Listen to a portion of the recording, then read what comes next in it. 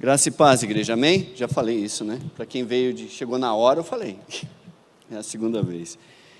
Então, irmãos, aí louvamos ao Senhor, falamos assim, quando o mar submergir, Deus nos traz à tona para respirar. É ou não é? Vocês acharam que ia chegar sem fôlego no final do ano, foi ou não foi? Mas está todo mundo respirando aí. E eu vou falar justamente disso, de quando sofremos e ficamos até sem fôlego, mas justamente por conta de atitudes nossas, quando pulamos realmente na água. E na pregação anterior eu falei justamente sobre que o orgulho, a arrogância, ele sufoca a gente, ele traz muito sofrimento. E Deus chama essa maldade, certo? Chama de maldade isso quando a gente vai lá para Provérbios 8:13. Essa maldade chamada orgulho, além de ser pecado, trouxe e traz muito sofrimento para nós. E às vezes você está lá, submerso, mas não entendeu que está lá no mar do orgulho e por isso não consegue respirar. E Deus quer, por meio da sua palavra, fazê-lo submergir e trazer à tona para você respirar.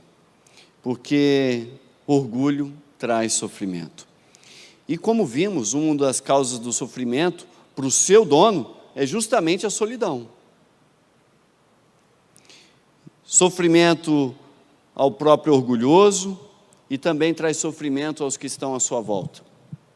Quanto ao orgulho, eu reafirmo realmente que somos todos iguais, não tem ninguém especial, todos somos orgulhosos, inclusive o próprio Davi. Como o próprio Davi, a gente tem que continuar orando todos os dias a respeito disso, como nas Bíblias Almeida, vai dizer assim em Salmo 19:13, fala da soberba, guarda o teu servo, para que ela não domine, porque a tendência do orgulho, irmãos, é dominar. Davi estava dizendo, Senhor, está ali esse negócio, é uma luta. E quando eu falei sobre isso na palavra de 14 de dezembro, falamos justamente como esse sofrimento, como esse pecado traz sofrimento para o seu dono.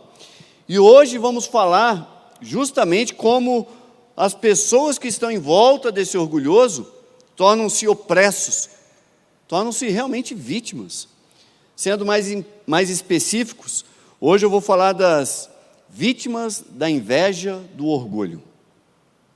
Algum texto da Bíblia, vocês vão ver lá em 1 Samuel 18:9, que Saul teve uma profunda inveja por Davi. E aí, se vocês pesquisarem a palavra inveja, vai aparecer um monte na Bíblia. Recapitulando o que eu falei, Paulo trata do assunto em 1 Timóteo 6, de 3-4. Eu vou repetir, diz assim, se alguém ensina falsas doutrinas e não concorda com a sã doutrina do nosso Senhor Jesus Cristo, e com o ensino que é segundo a piedade, no versículo 4, é orgulhoso e nada entende. Esse tal mostra o interesse doentio por controvérsias e contendas acerca das palavras que resultam em inveja, provocação, difamações e suspeitas malignas. Então a gente vai ver alguns resultados ao longo do texto do orgulho.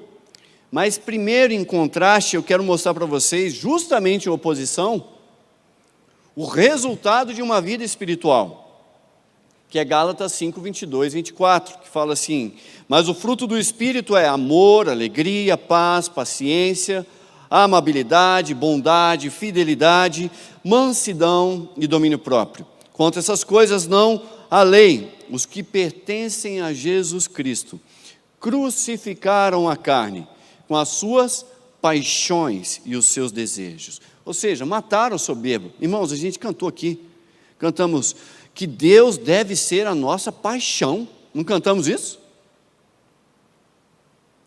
Mas não, queremos que as nossas paixões sejam as nossas paixões. Então, como saber se ainda não matei o suficiente a minha soberba, o meu orgulho? Comece a observar o fruto. É possível ser observado. Paulo disse quais são os resultados de uma vida orgulhosa. Em 1 Timóteo 6, de 4 a 5, ele vai dizer assim que os interesses dos orgulhosos resultam em invejas, brigas, difamações, suspeitas malignas e atritos constantes. Desses resultados todos, eu sinto muito, mas hoje só vai dar para ficar na inveja. Eu nem sei, vocês vão ter que pegar as cenas do próximo capítulo. Hoje a gente só vai dar para falar da inveja.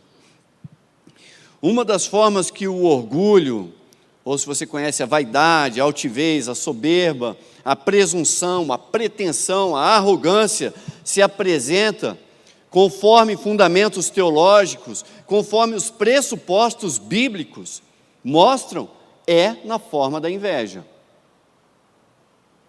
Miqueias 2, de 1 a 3, vai dar um exemplo disso, falando: ai daqueles que planejam a maldade, dos que tramam mal em suas camas, quando alvorece eles o executam, porque isso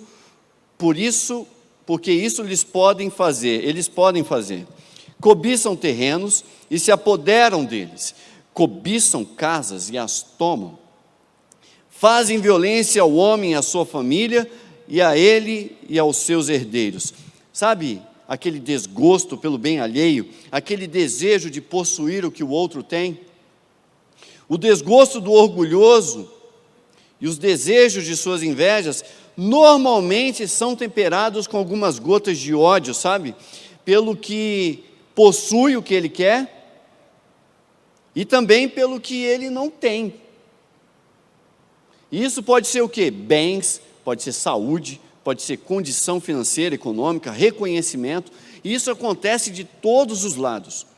Do superior para o subordinado, do rico para o pobre, do pobre para o rico, do saudável para aquele que está sem saúde ou sem saúde, etc. Dos bonitos para aqueles diferentes, dos diferentes para os bonitos. E aí continua o texto: portanto, assim diz o Senhor, estou planejando contra essa gente uma desgraça da qual vocês não poderão salvar-se. Vocês já não vão andar com arrogância. Está vendo aí? A conclusão, ele disse quais eram os sintomas. Pois será o tempo de desgraça. Então Deus faz planos para derrubar o seu orgulho e a sua altivez. Cobiça é um pecado marcado pela completa ausência de empatia, compaixão, por completa falta de amor, uma postura completamente oposta às bíblicas. Observe a compaixão de Jó em 30, 25. Não é certo que chorei por causa dos que passavam dificuldade e que minha alma entristeceu-se por causa dos pobres? Viram aí? Agora olha a postura de Paulo. A preocupação que invade Paulo não está sobre a sua condição, não é o que ele está passando, o que ele perdeu, mas a de seus irmãos. Em 2 Coríntios 11, de 28 a 29, diz: enfrento diariamente uma pressão interior. Rapaz, e o tanto de gente que vem atrás de você falando: eu não aguento essa pressão da vida, não é assim? Mas tem pressão que é boa. E aí é saber a minha preocupação com todas as igrejas. É essa a sua pressão? E aí no versículo 29 a empatia de Paulo, dizendo: quem está fraco, que eu não me sinta fraco. Quem não se escandaliza, que eu não me queime por dentro. Olha a empatia dele. Em Romanos 12, 15, sendo mais claro, diz: alegre-se com os que se alegram, chorem com os que choram.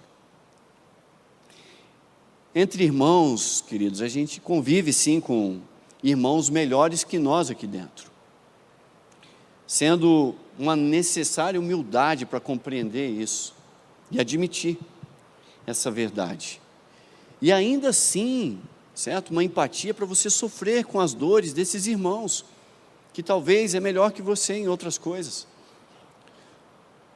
Fulano é muito mais capaz do que eu, ciclano tem uma habilidade impressionante. Isso tudo deve ser louvável, admirável. Impressiona o conhecimento de Beltrano.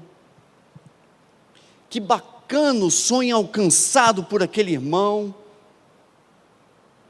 Esses reconhecimentos têm que sair dos nossos corações com alegria, com admiração, com amor. E se você se alegra e admira e gosta de ver realmente o sucesso dos outros à sua volta, é uma expressão de humildade no seu ser. Por outro lado, se você se entristece, se você chora, se você fica revoltado, amargo, desgostoso com o outro ou depreciando, atente, porque podem ser traços de orgulho. Você viu que foi, caramba, o outro não se deu bem e eu não.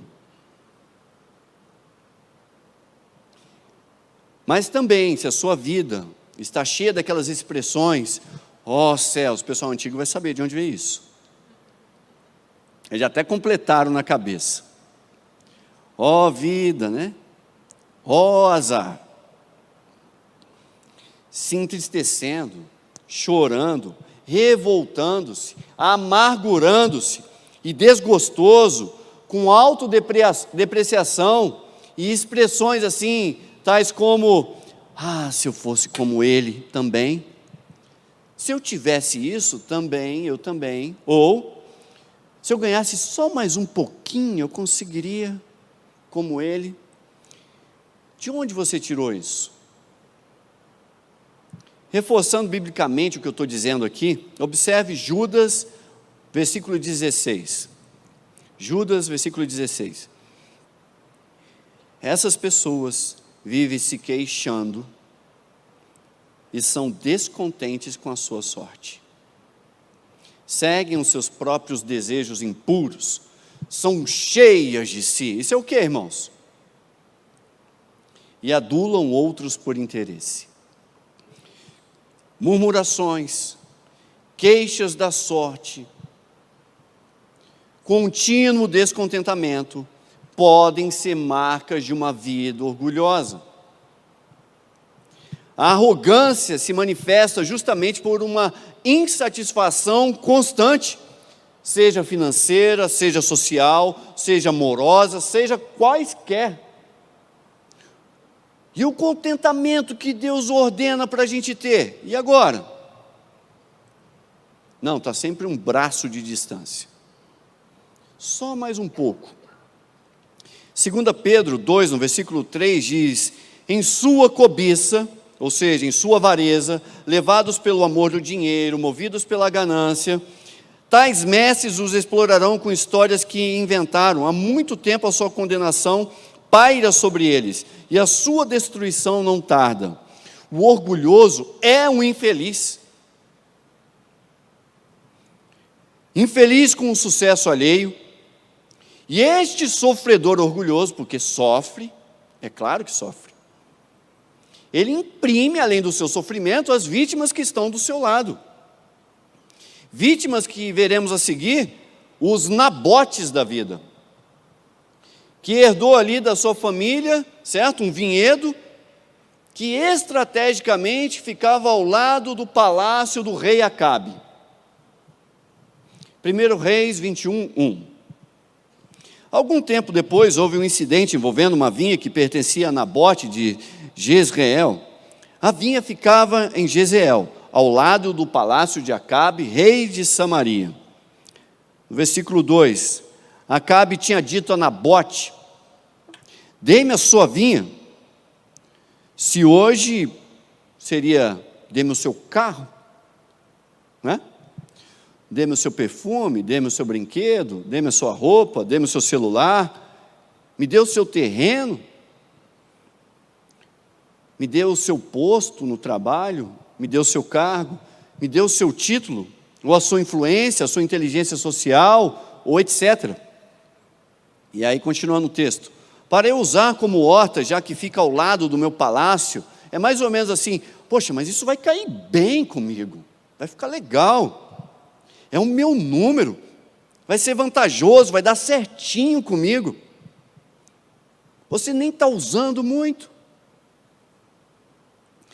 Eu não estou dizendo aqui que não é permitido fazer trocas e negociações, é permitido.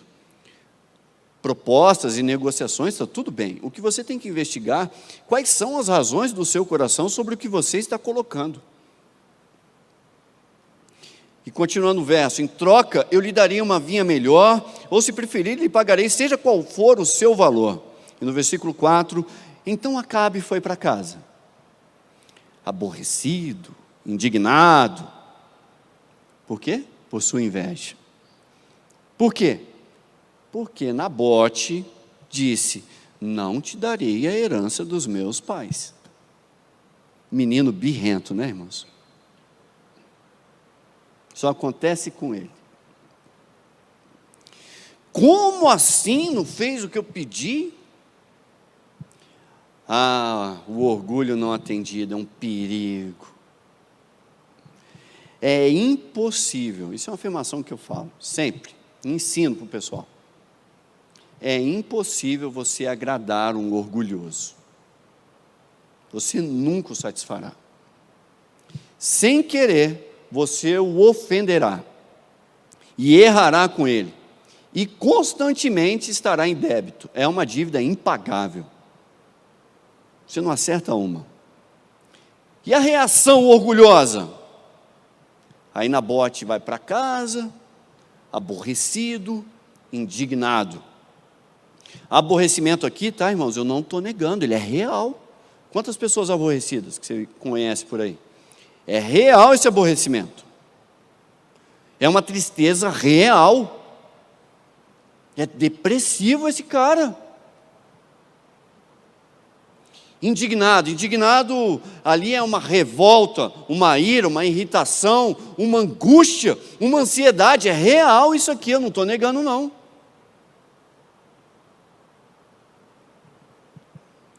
Aí o orgulho o entorpeceu, tornando-o débil, desanimado, fora de si, por causa do orgulho invejoso. Então, olha, irmãos, eu entendo que talvez aqui alguns de nós estão vivendo assim, poxa, eu sou esse Nabote. E eu dou graças a Deus pela ciência dos medicamentos que tem aí. Mas o que eu quero dizer para você é o seguinte, talvez seja o momento realmente de você usar esses remédios, porque você foi completamente entorpecido pelo pecado e já não consegue nem raciocinar. Mas entenda que essa lucidez medicamentosa, olha, sem piedade, sem a referência bíblica, não tratará pecados, nem é o propósito dela. Pode ser uma ferramenta maravilhosa. Enquanto você busca lucidez, enquanto você busca santificação, enquanto você está voltado para a piedade, enquanto você se aprofunda no entendimento da palavra do Senhor. Não desperdice apenas tomando o remédio. E aí Nabote deitou-se na cama, continuando, virou o rosto para a parede e recusou-se a comer. Já viram algo assim? Deitou-se na cama. É um desânimo aqui evidente, verdadeiro, movido pelo desejo não realizado, pelo seu desejo umbilical, cheio de si mesmo, tomado de uma vontade de que as coisas sejam à sua forma, do seu jeito, conforme os seus interesses, como Judas, que vimos no versículo 16. E então vem aquele cansaço fácil, aquela necessidade de fazer uma força maior para fazer as coisas, um sentimento de diminuição, porque ele não foi atendido, uma incapacidade de sentir alegria e de prazer.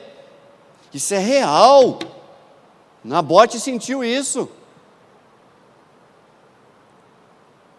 Recusou-se a comer, um desinteresse por tudo, não quer comer, falta de motivação, uma apatia completa. Fruto do quê? De uma alta sensibilidade à rejeição. Você acha que um orgulhoso gosta de ser rejeitado? Ele quer ser adorado, irmãos. Uma rejeição que? Por Deus, pela vontade do Senhor? Não. Ele faz bico e fica birrento porque os seus desejos pessoais não foram realizados. as suas vontades particulares. Ah, não fez o que eu propus, o que eu queria. De novo, Judas, versículo 16.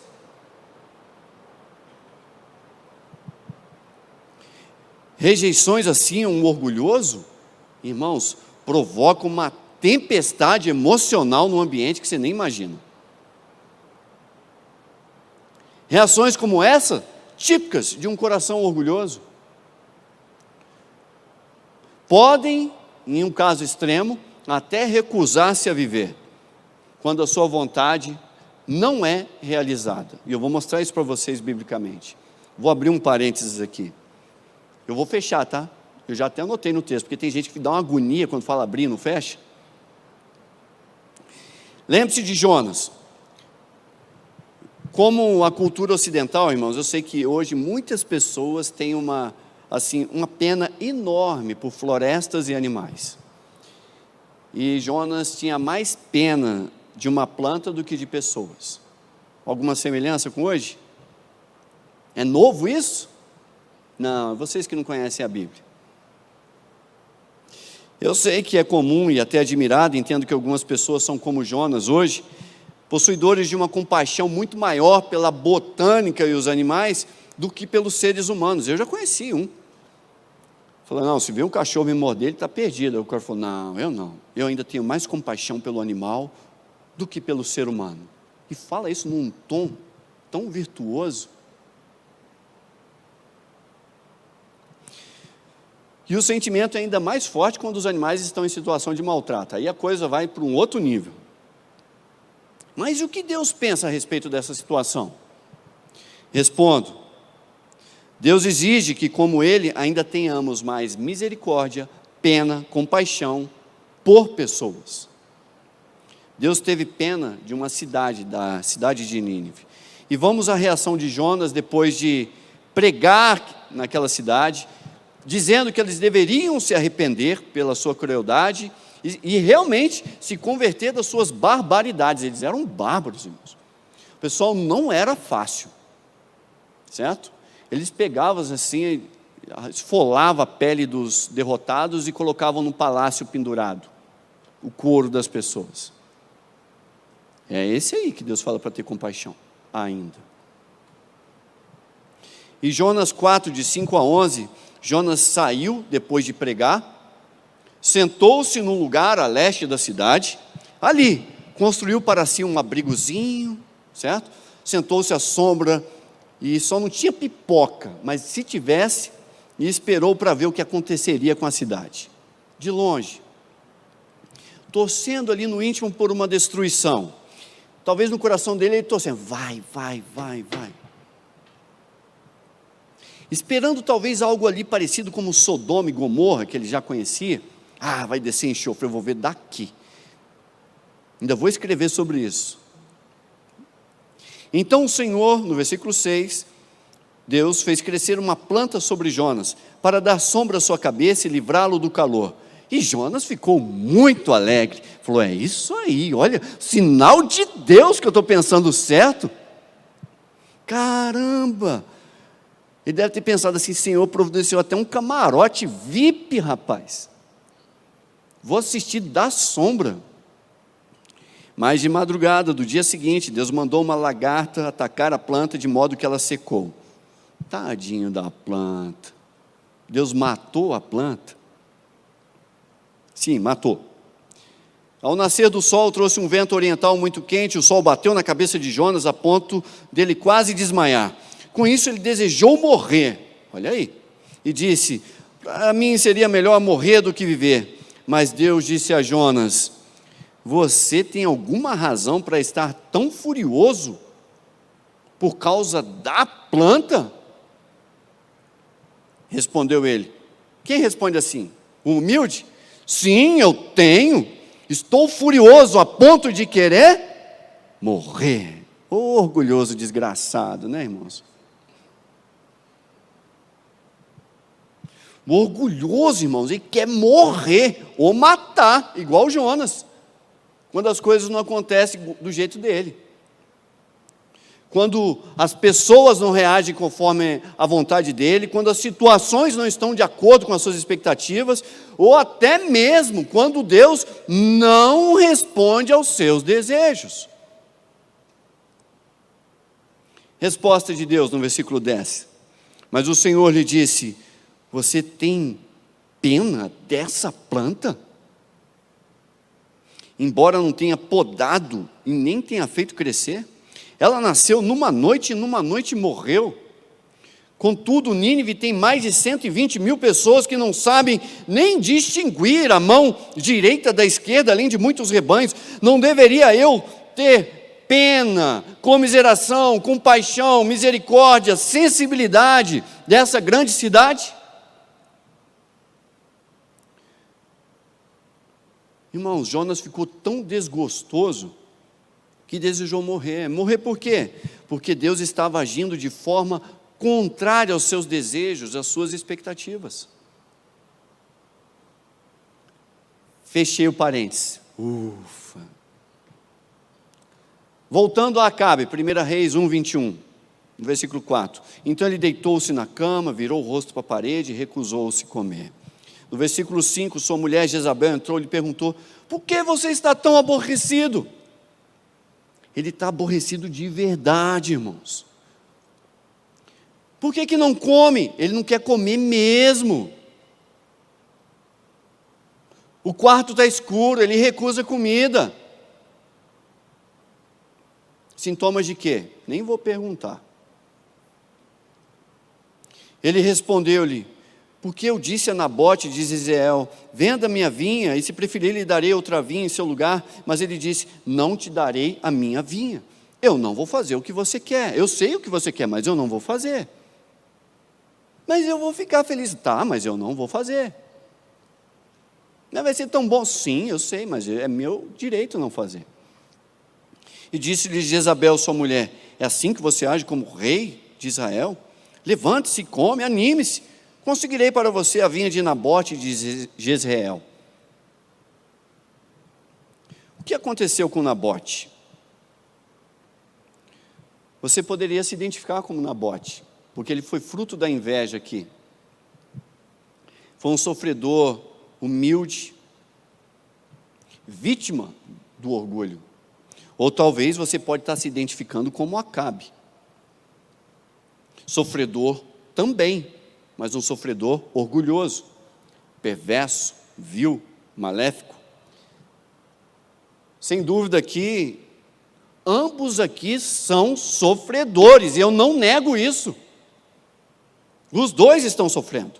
Acabes e Nabotes hoje se apresentam aos seus pastores, conselheiros, psicólogos, terapeutas, psiquiatras, acusando os seus ofensores. Nabote dirá: olha, a culpa é do Acabe, não respeitou o que eu queria. E o rei Acabe dirá lá para o mesmo cara: olha, a culpa é de Nabote, não respeitou o que eu queria. A frase é a mesma, irmãos, só o pecado é diferente. Mas quem identifica pecado? Isso é coisa para a Bíblia. Ou, no caso aqui, talvez eu e você sejamos um sofredor simultâneo, porque ora estamos agindo como Nabote, ora estamos ali sendo vítimas como Nabote, ora estamos sendo assim opressores como Acabe, ao mesmo tempo. E só estamos colhendo o que plantamos. O orgulho, ele se expressa por uma insatisfação constante, um mau humor violento. É um mal-humorado o orgulhoso. Números 16:41 diz: contudo, no dia seguinte, todo o povo de Israel começou a reclamar contra Moisés e Arão, murmurando: fizeste perecer o povo do Senhor. Reclama, murmura o tempo todo. Concluindo, sabe, irmãos, o orgulho, o pecado, ele nos faz sofrer. Nabote sofreu. Você acha que Acabe não sofreu? Sofreu. Se você quer orgulhosamente ser feliz em seus pecados, buscar ali contentamento naquilo que a Bíblia claramente afirma que é pecado, eu sinto muito. A Bíblia não dirá, é isso mesmo, seja feliz. Não dirá que nem tudo é pecado. Não dirá, vá curtir, Deus a gente vê depois. Não dirá, o que importa é ser feliz, fazendo o que quiser para ser feliz. Não dirá, o que importa é a sua felicidade. Não dirá, não dirá.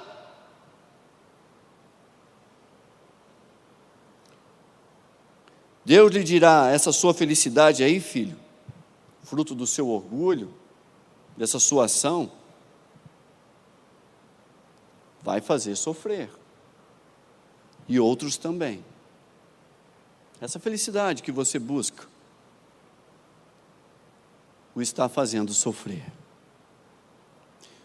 Jesus lhe dirá, certas tristezas são ótimas para identificar um pecado.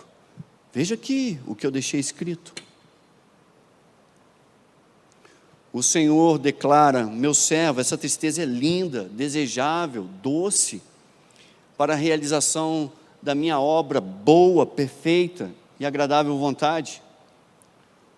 O mestre pode declarar ainda, olha, filho meu, uma tristeza decorrente de um arrependimento sincero, é um momento encantador para traçar um novo rumo à sua vida, em direção à minha glória.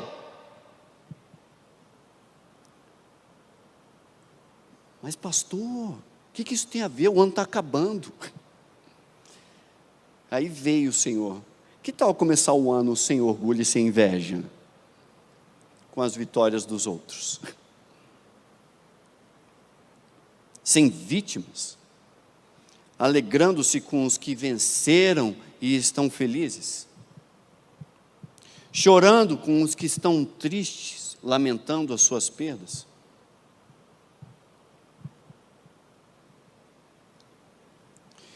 Irmãos, o orgulho invejoso traz sofrimento. A soberba ainda tem feito outros sofrerem por conta da sua inveja. Se você não tem Jesus aqui, houve um despertar assim quanto à sua condição, talvez o Espírito Santo está dizendo, olha, essa tristeza que você tem aí, ele está dizendo é com amor. Essa sua alegria orgulhosa, o Espírito Santo está dizendo, olha, é o seguinte, essa alegria orgulhosa que você está buscando aí vai te levar para o inferno. Peça perdão pelos seus pecados. Deixa Jesus colocar o senhorio dele sobre você, sobre a sua vida. E caminhe humildemente em direção à glória. Não, mas pastor, eu já aceitei Jesus. Tá bom. Agora, se você é crente, e nesse momento você se identificou como se portando como orgulhoso Acabe, ou talvez sofrendo ali como Nabote, né, a vítima, porque o pecado é assim, faz todos sofrerem, arrependa-se e perdoe, ou arrependa-se e perdoe ao mesmo tempo, se você é os dois. Tiago 3, de 14 a 16 diz, contudo, se vocês abrigam no coração inveja amarga e ambição egoísta, não gloriem disso, nem neguem a verdade. Esse tipo de sabedoria não vem do céu. Não vem do céu. É neutro? Não. Mas é terreno. É neutro? Não. Mas é espiritual. Mas o quê? Demoníaca. Pois onde há inveja e ambição egoísta, aí há confusão e toda espécie de males. Jó 5,2 ainda diz assim, o ressentimento mata o insensato e a inveja destrói o tolo. Quem quer ser destruído aqui, levanta a mão. Esse é o caminho da inveja. Vamos colocar de pé? Vamos orar? Até aqui a palavra, né? Para o pessoal entender que acabou. Curva o seu coração. Peça ao Espírito Santo para revelar no seu coração se você é Nabote ou Acabe, se você é um sofredor orgulhoso ou tem se tornado ali vítima de um orgulho, ou é os dois. Peça, Senhor, mostra aí, mergulha no meu interior, traz à mente essas coisas. Coragem, irmãos, coragem. Deus, obrigado, ó Pai, pelo esclarecimento da Tua palavra, Pai. Por vezes nos portamos ali como Acabe, por vezes, ó Deus, somos vítimas realmente como Nabote. Mas, Deus, eu peço realmente o domínio sobre o pecado do orgulho. Chega desse sofrimento, ó Pai. Talvez há em nosso meio, Senhor, há aqueles que já não querem levantar das suas camas, porque estão movidos por seus desejos egoístas, ó Deus, orgulhosos, invejosos. Levantam-os, Senhor, mas levantam-os realmente com os joelhos dobrados em arrependimento, em nome de Jesus. E a todos nós, ó Senhor, todos nós, nos preencha realmente de compaixão por todos esses sofredores, em nome de Jesus, amém. Amém? Mais uma palavrinha para os irmãos. Está em Romanos 12:10. Amem-se dedicadamente uns aos outros com amor fraternal, preferindo dar honra a outras pessoas mais do que a si próprios. Efésios 5:21. Sujeitem-se uns aos outros no temor do Senhor, inclusive na vida conjugal. Filipenses 2:3. Nada façam por rivalidade, nem por vaidade, pelo contrário, cada um considere com toda humildade as demais pessoas superiores a si mesmo. 1 Pedro 5, de 5 a 6, jovens, porque é difícil demais para os jovens. Sejam submissos aos mais velhos. E todos, não só os jovens, igualmente, tratem com humildade uns aos outros, porquanto Deus se opõe aos orgulhosos, mas concede graça a quem? Aos humildes. Humilhe-se sob a poderosa mão de Deus, e Ele o exaltará no tempo certo. Caminhe pela graça, irmãos, e vá pela humildade. Amém? Que o amor de Deus, a graça salvadora de Jesus Cristo e a comunhão do Espírito Santo, que nos ajuda ali em todos os relacionamentos, sejam com todos, hoje e para sempre. Amém. Vão na paz, irmãos. Deus abençoe. Um ano sem inveja, tá bom? Você pode acompanhar todo o nosso conteúdo baixando o nosso aplicativo ou seguindo as nossas mídias digitais usando o QR Code. Deus te abençoe!